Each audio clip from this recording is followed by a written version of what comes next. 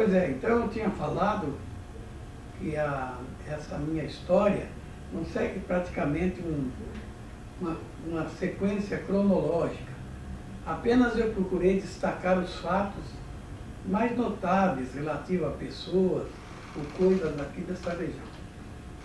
Então, como eu falei, a cidade de Dourados era uma cidade comprida. Então havia a rua principal, hoje Marcelino Pires, e a parte sul era campestre e mato ralo e campo. Então aí tinha os campos da Fazenda Revolta, da Fazenda Água Boa, da Fazenda Alvorada, do Jateí, ali da São Lourenço, Curral de Arame, Alecrim, eram campos ainda. E a parte norte da avenida era um mato taludo, mato alto, peroval, como chamava. Pois bem, então, o que eu queria descrever mais ou menos a madeira de lei, madeira importante que havia nessas matas. Destacava-se a peroba, em quantidade e qualidade. Eram árvores enormes, que às vezes 4, 5 homens não conseguiam abarcar o tronco. Mas além da peroba havia o cedro, o angelim, hoje chamado laranjeira, só que o angelim e o cedro eles davam em mancha, não era uma peroba geral, eles davam em mancha. Então eram árvores muito bonitas. O angelim era meio parecido com uma outra variedade de madeira, só que essa variedade de madeira era muito lascadeira e não dava tábua, não dava nada, era o guaritá. Então o angelim é aquela madeira de casca fina, descascando assim meia pelada, como diziam.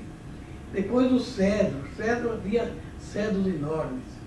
Laranjeira que era principalmente empregada na confecção de tabuinha, para cobertura de casa, de garrafão.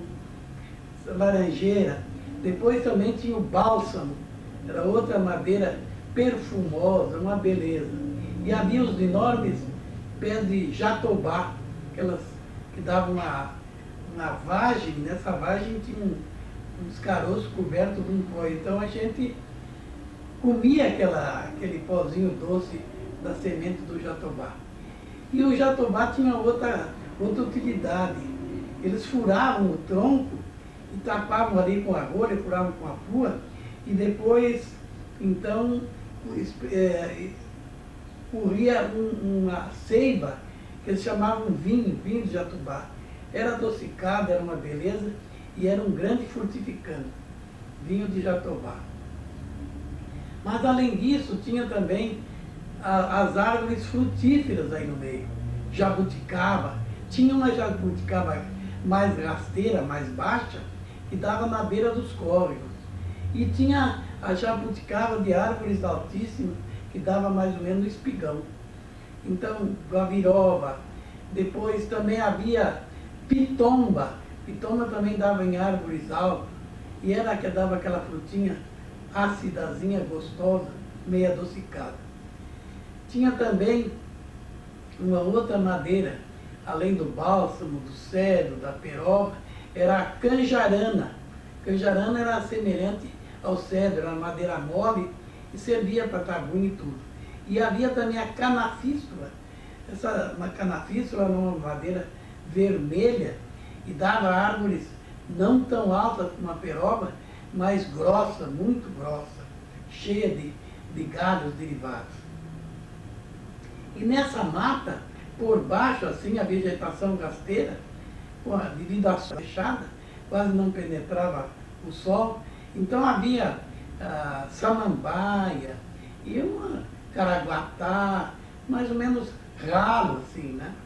Então, de maneira que a gente entrava na mata, praticamente ia para todo lado, não tinha impedimento, era pouco espinheiro e tudo.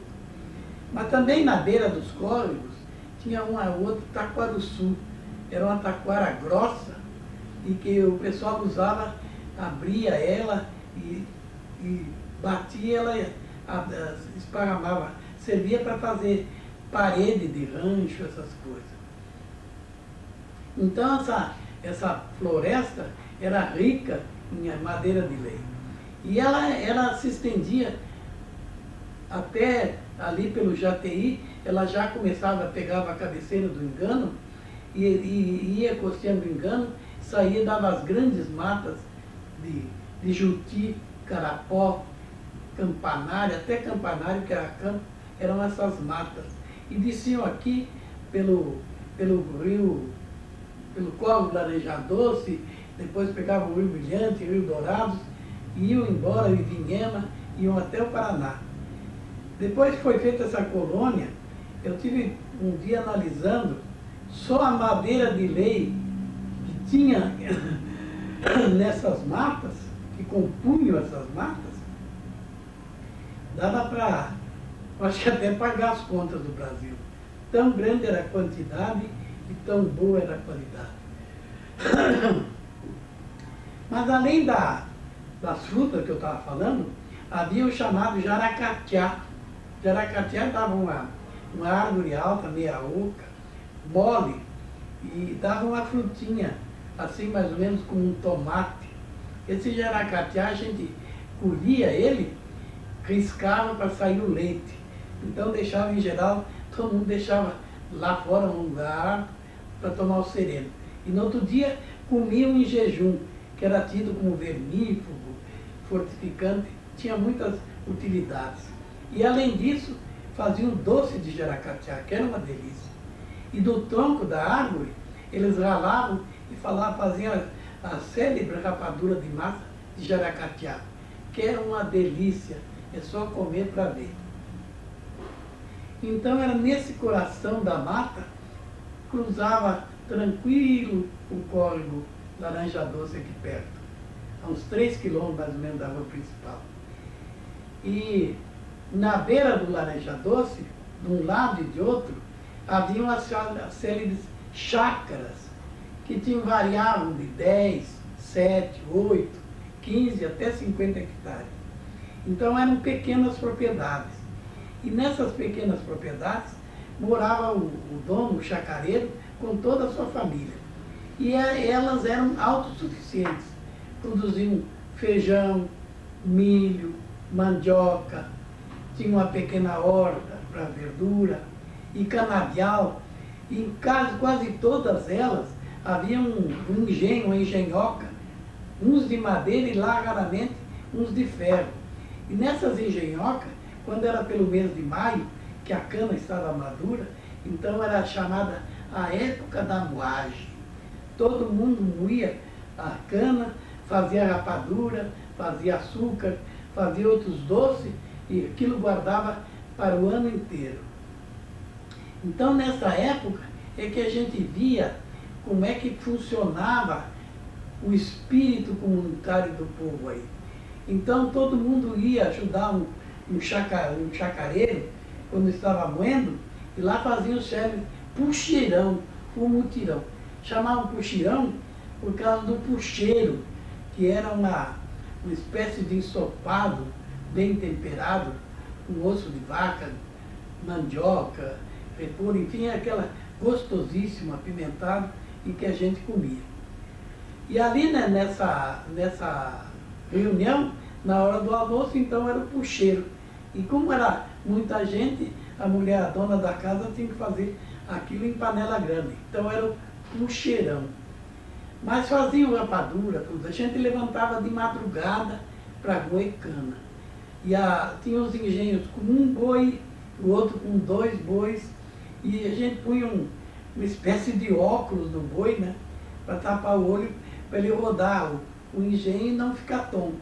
E tinha outros engenhos que trabalhavam mais, tipo uma espécie de indústria, que vendiam açúcar, vendiam rapadura. Esses engenhos eram tocados por dois burros, também com tapa-olho, que rodavam a chamada, uma espécie de era uma viga grande que tinha um cabeçalho nas extremidades e ali prendia o boi, o cavalo e a moeda.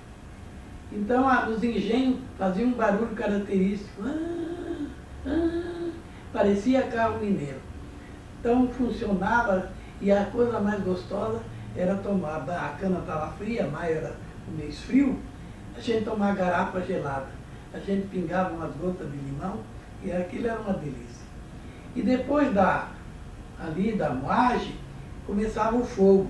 Eram uns fornos que faziam coisa com tachos, ou de cobre ou de ferro. Então naquelas tachadas cabia um mínimo de 150, tinha uns de 200 e tinha até os tachos grandes que eles usavam mais para fazer açúcar, que chegavam a ter 400 litros. E ali tocava o fogo, porque antes de moagem havia um preparo para a moagem. Quer dizer, o dono do canavial fazia umas rodelas de cipó torcido, então enchia aquilo de cana. Era o chamado feixe. Cada um carregava os tantos feixes, então ia uma carreta pegar lá no canavial, na roça, os feixes que estavam amontoados da cana já. A cana era cortada e ela tem aqueles olhos, né, os gomos, e aquilo então era limpada. A cana vinha limpa. E ali traziam os feixes, 10 feixes, 20 feixes, 50 feixes, para ser moído. Aqui havia 3 variedades de cana. Uma cana que ainda tem aí entre os índios, e que era uma delícia, era a cana chamada caiana, era uma cana branca. Ela era célebre, não tanto pela doçura, que era uma beleza, mas era macia e produzia uma rapadura bem clarinha. Depois tinha a cana rosa, que era um pouco mais doce que a cana caiana, só que ela tinha os gomos muito pequenos, então o rendimento era pequeno. E havia uma outra selvagona, que se chamava cravagi. Ela era meio arrochada e dava aquelas canas enormes, de mais de 2 metros.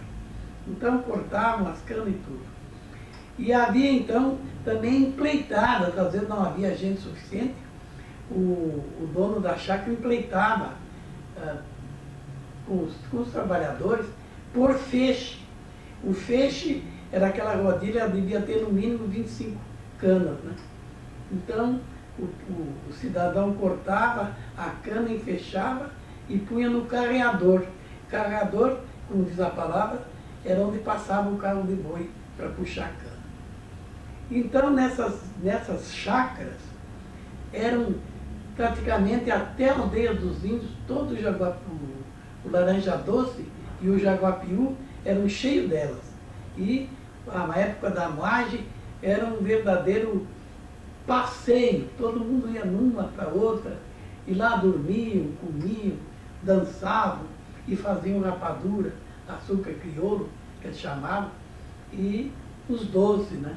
Eles faziam também a rapadura, que tinha rapadura simples, isto é, sem mistura, né? E havia a rapadura de massa. Havia a rapadura principal mesmo que faziam aqui, era a rapadura de mamão.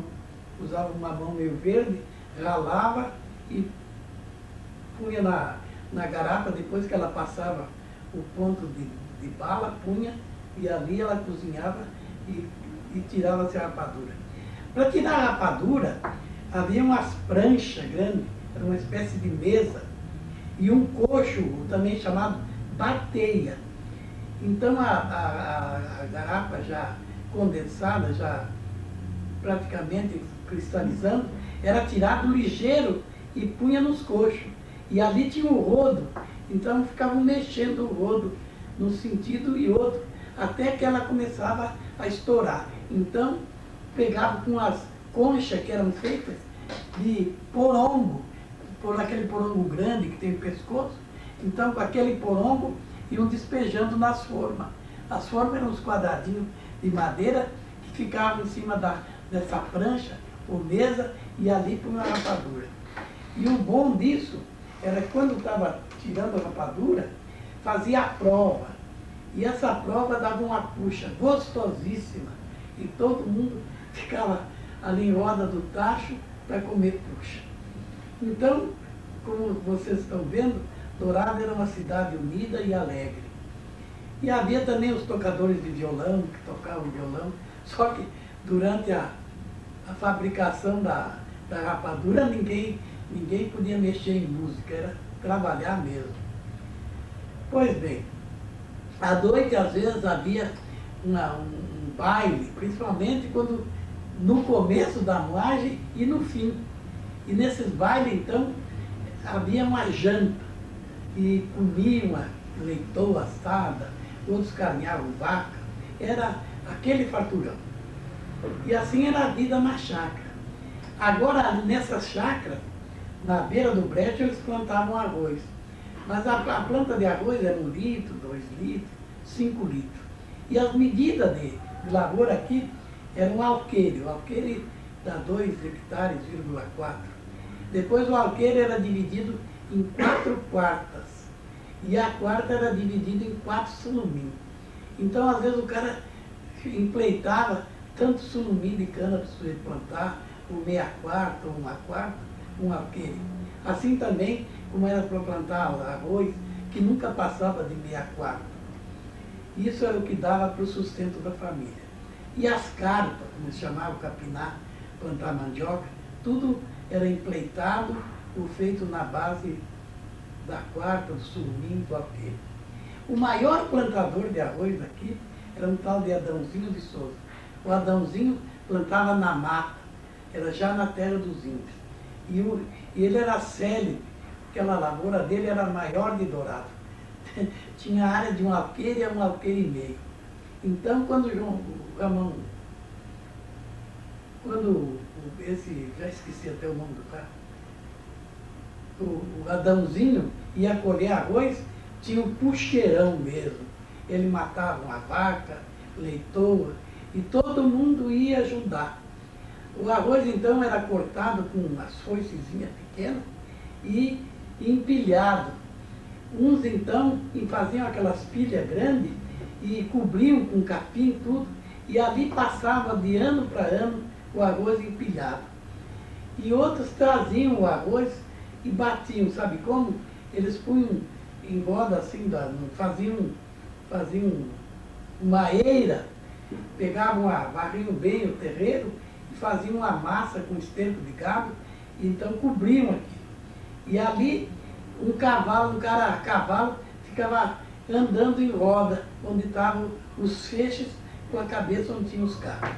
E assim debulhava o arroz. Agora o arroz que todo mundo colhia para o seu gasto, o Adãozinho vendia.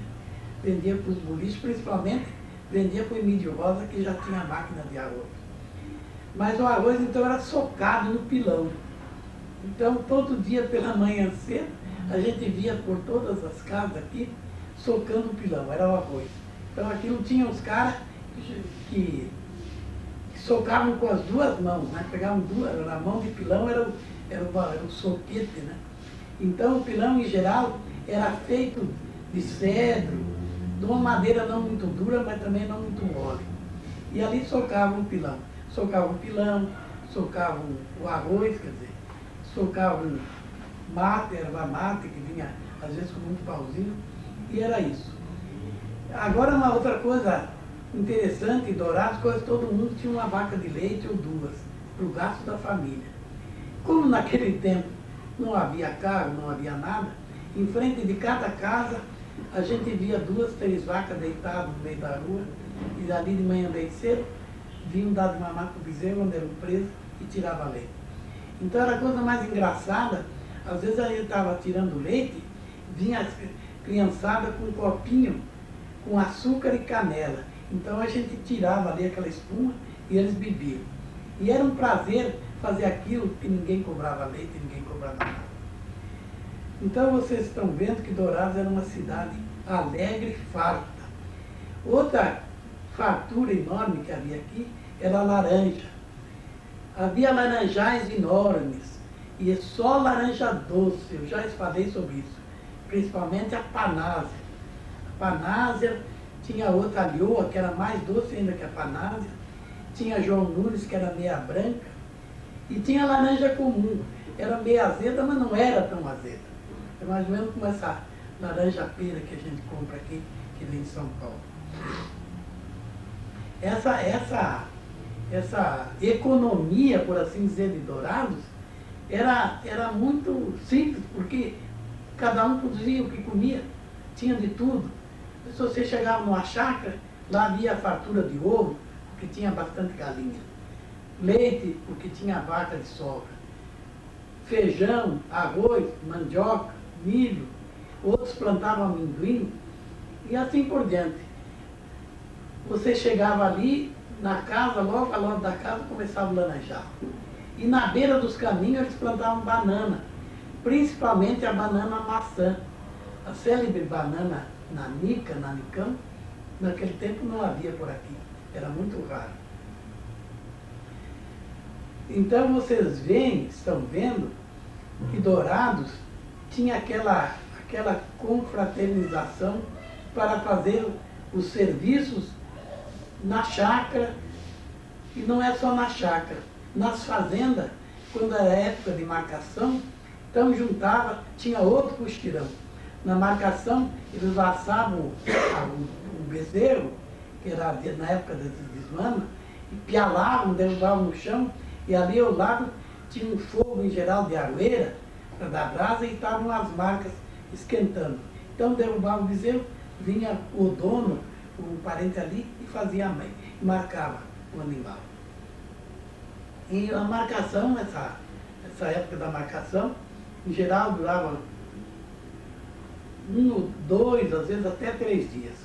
E na hora do almoço, aquele farturão. E tinha um outro sistema aqui, quando tirava o leite, largava o bezerro mamava, a vaca baixava o leite.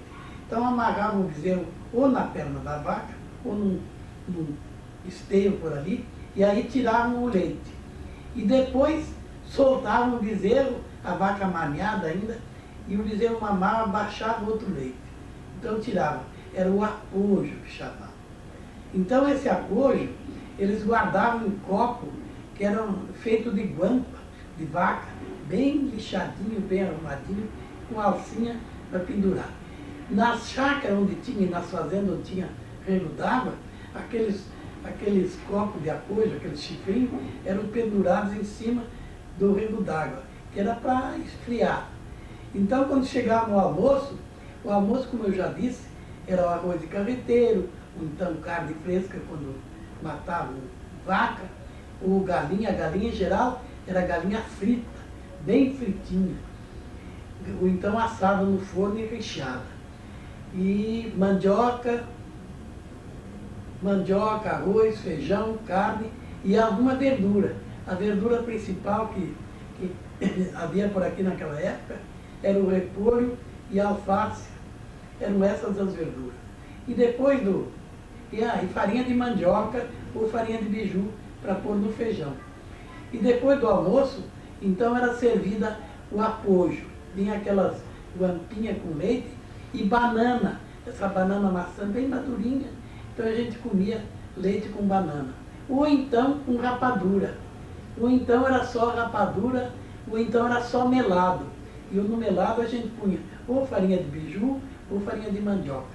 E era aquilo, a gente comia tudo. E depois do almoço, tudo, cada um pegava a sua redezinha, arrambava embaixo de uma árvore e lá tirava a cesta, como você falava. Tirar a cesta. Dormiam às vezes até 2 horas. E a vida, naquela simplicidade, naquela contínua monotonia, por assim dizer, ia sendo levada.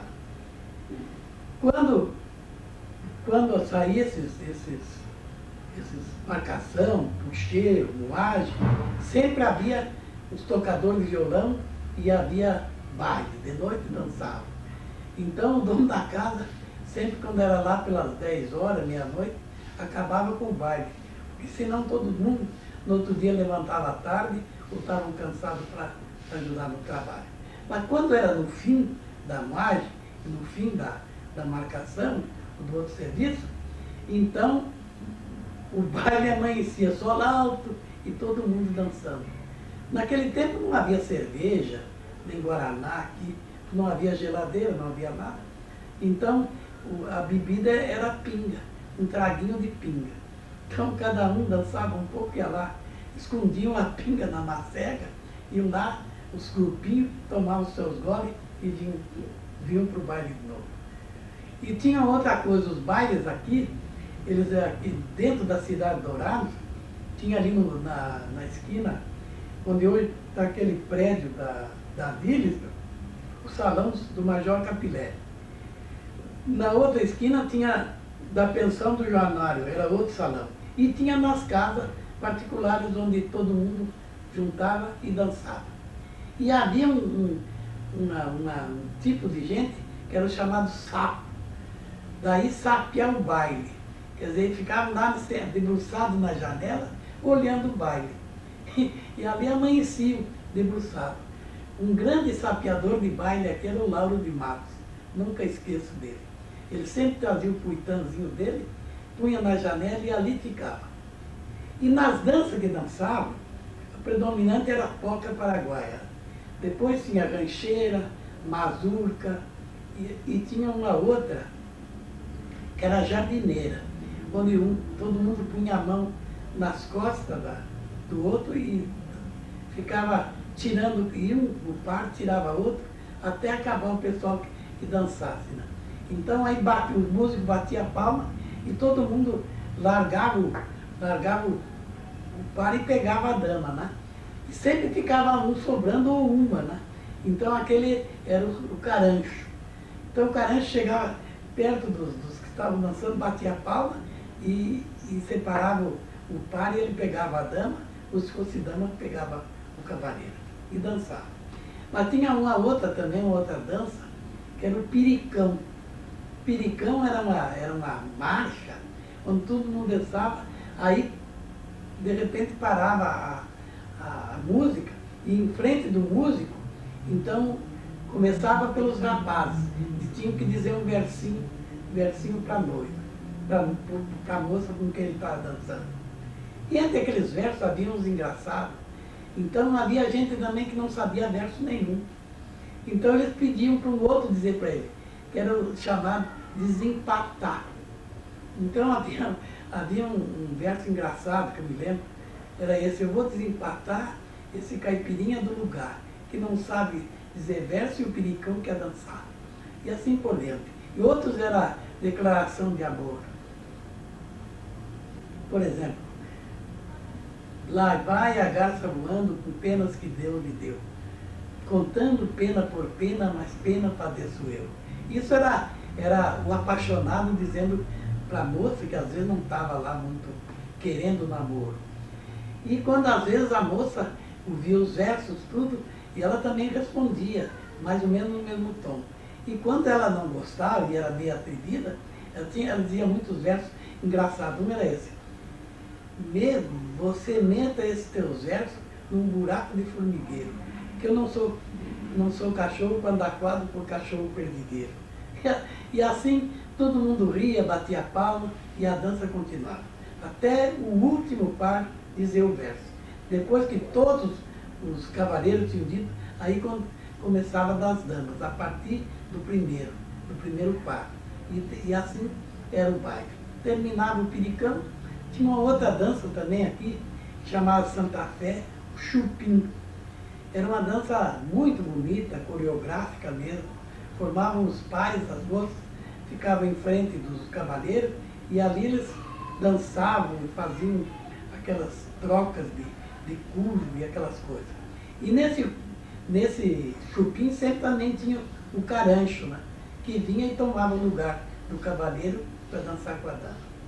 Os bailes eram assim e todo mundo da cidade ia no baile. Ia velho, ia moço, ia tudo.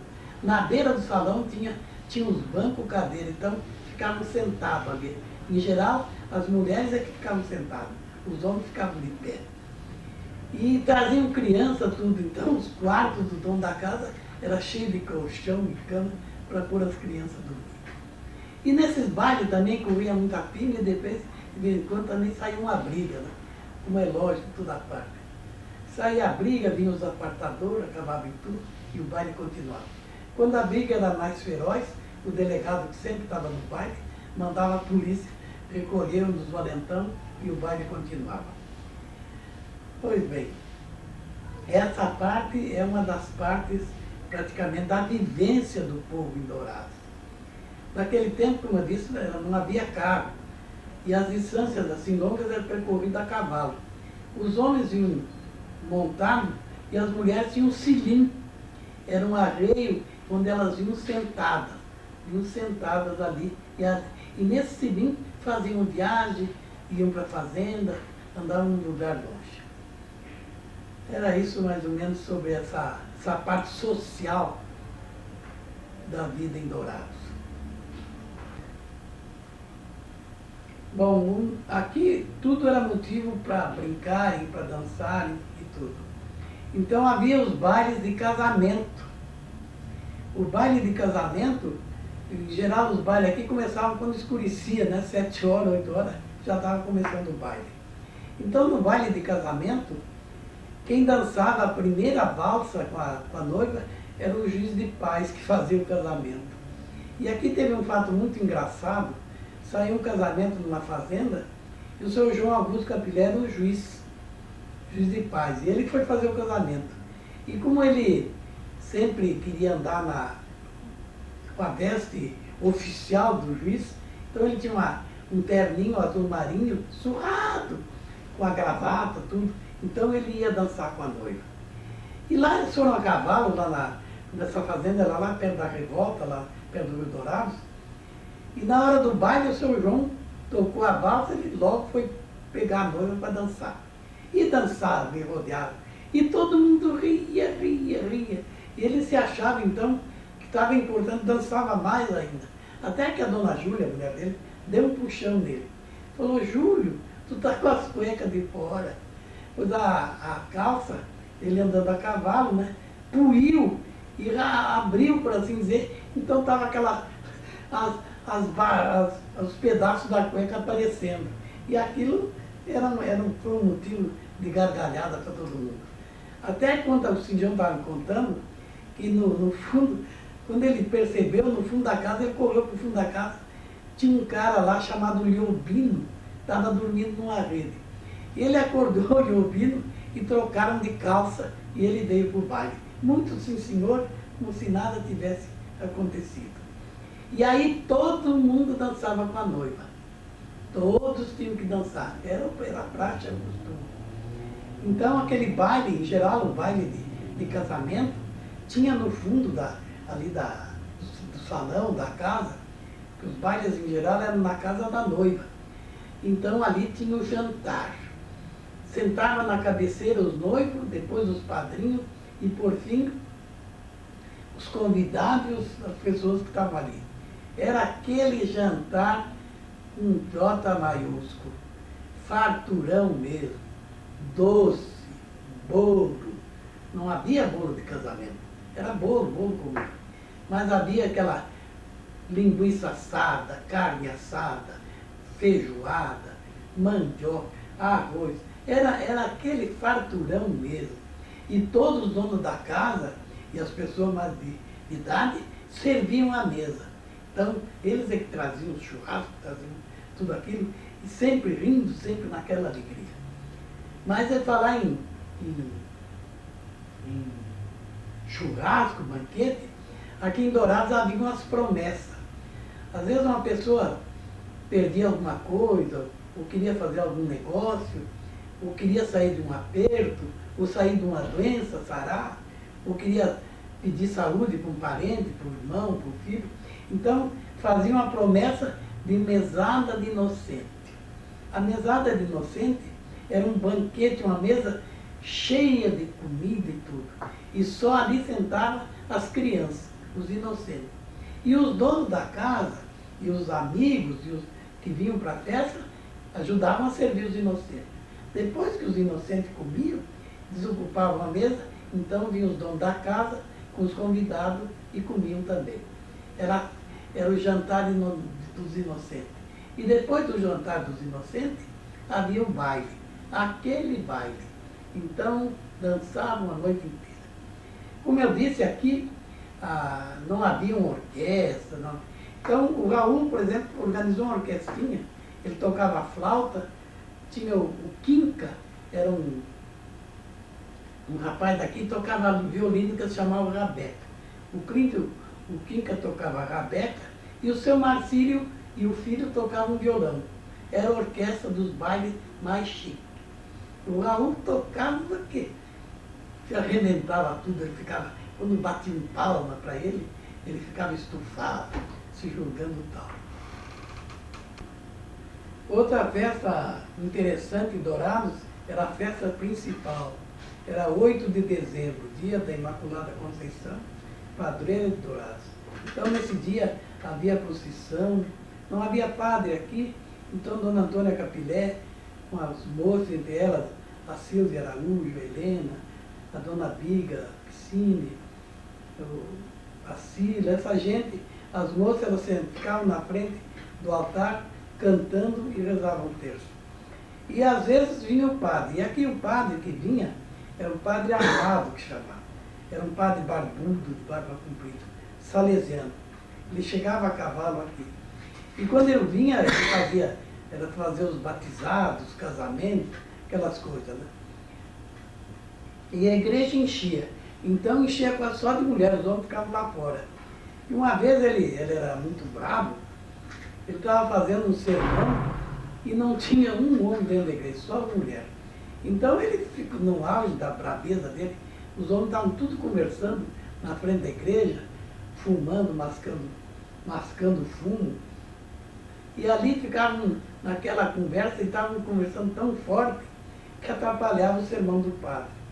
E ele, num dado momento, embraveceu mesmo, falou para as mulheres, olha, vocês, o que é que vocês vão fazer com esses homens? Vocês precisam arrumar outros tipos de marido, porque esses homens não têm civilização, não respeitam nem a igreja, nem nada.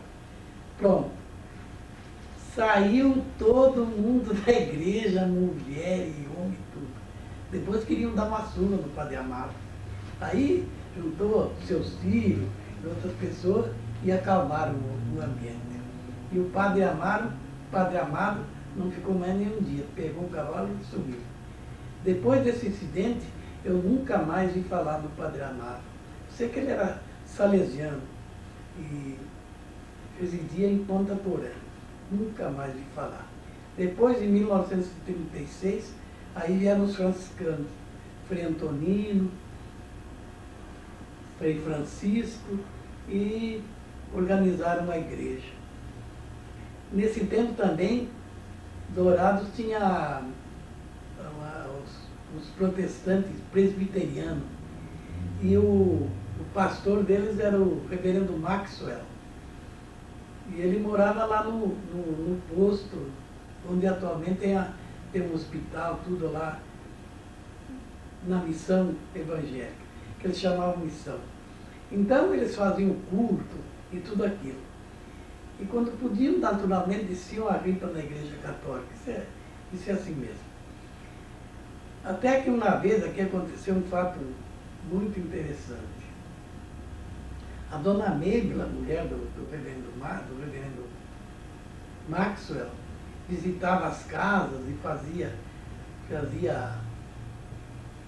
pão nas casas, assim, para fazer relacionamento com o pessoal. Então houve um culto, que era uma festa lá na igreja, e foi todo mundo para lá. E eles tiraram uma fotografia de todo o pessoal, tudo aqui, né?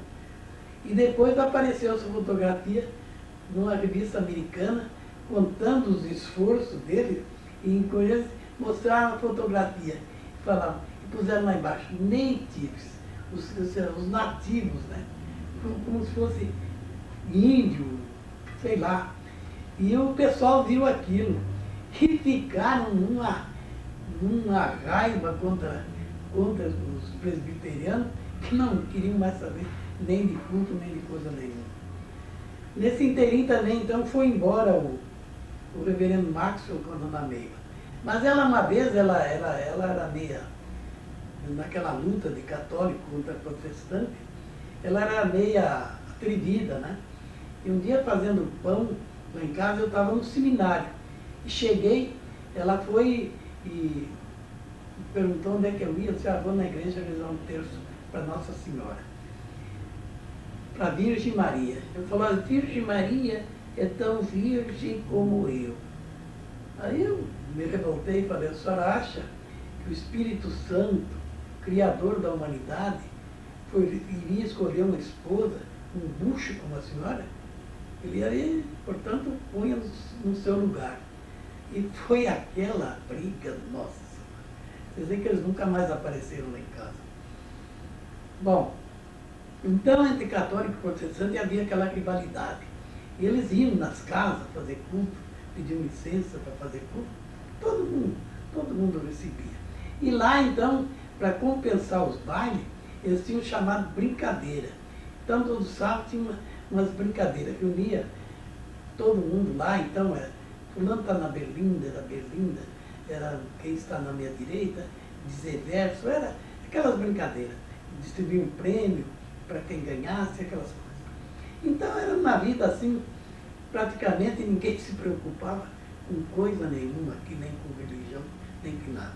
Queriam baile, festa, porque ninguém trabalhava, não precisava trabalhar, tinha tudo, tinha fartura. E quando a gente ia nas fazendas, às vezes chegava lá o dono da fazenda, recebia. Naquele tempo o café também era muito pouco, então era mate. Tomava mate doce, mate de leite, aquelas coisas. E a gente ficava lá na fazenda um dia, 2 dias, uma semana. E quando ia sair, o dono da fazenda, não, fica mais.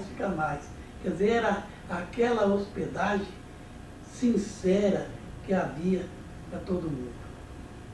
E às vezes chegava um desconhecido, o dono da fazenda então mandava dormir no galpão, assim, amarrar ele lá, até pegar o jeito do cara.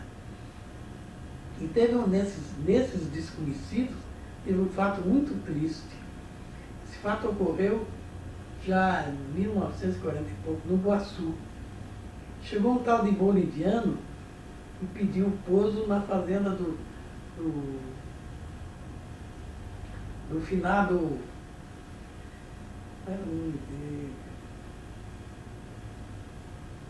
José Luiz da Silva, conhecido também como Velho Urbano. E lá eles pediu hospedagem, ficou lá, e um dia ele se arrumou para sair, quando foi de noite, matou o velho a facada, numa crueldade sem número. Aquilo revoltou toda a família e a polícia prendeu esse boliviano. E quando eles vinham vindo com o boliviano, a família toda se reuniu, tomou ele da polícia e matou a porrete. Então havia lá no Iguaçu, perto da fazenda dos matos, uma porteira chamada Porteira do Boliviano. Ali é que eles pegaram ele e mataram. Todo mundo achou, e eu também, uma lição bem dada. Mas aquilo, então, aquele fato, percorreu Dourados. E a região ficou célebre. E ali na porteira ao lado, enterraram o boliviano já esquartejado, arrebentado, e fincaram as perobas, que eles chamaram, uma varinha de peroba com que eles fizeram a justiça.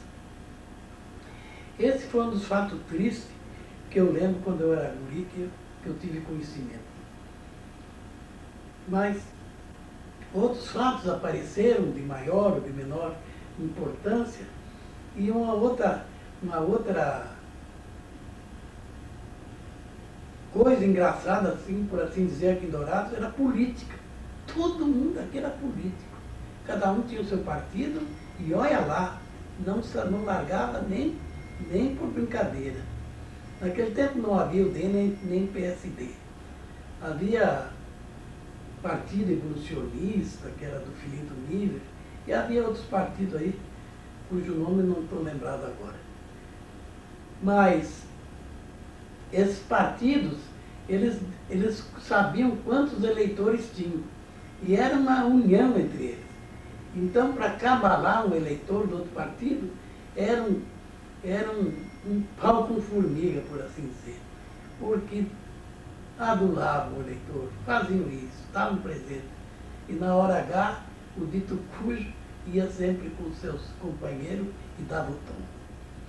Mas sobre política daqui de Dourados, eu vou contar porque tem umas histórias que vale a pena ser contado pelo lado cômico, ou pelo lado, assim dizer, de fibra desse povo que a gente pode contar. Agora eu vou parando por